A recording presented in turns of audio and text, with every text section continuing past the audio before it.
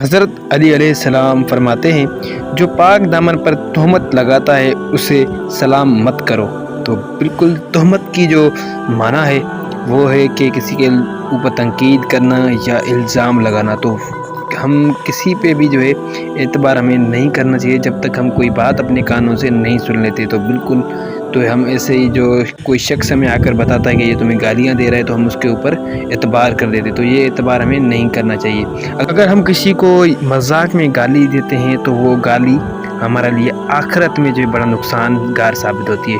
تمہارے منہ سے نکلی ایک گالی تمہاری قبر میں ایک ایسا بچھو پیدا کرتی ہے جس کے ایک مرتبہ کاٹنے سے ایک انسان 70 ہاتھ زمین میں دھنس جاتا ہے۔ تو دیکھو کتنا بڑا کبیرہ میں سمجھتا ہوں کہ یہ ایک گناہ ہے۔ تو ہم ایک گالی مذاق میں بھی کسی کو نہیں دینی چاہیے، اور ہمیں اللہ پاک ان بری عادتوں سے بچائے۔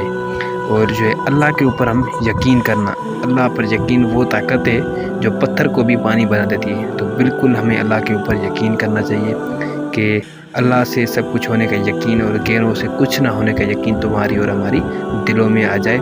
جو اللہ پاک ہمیں مشکلیں دیتا ہے وہی اس کے بعد آسانی بھی دیتا ہے۔ تو اللہ کے اوپر ہمیں ہر حال میں یقین رکھنا چاہیے۔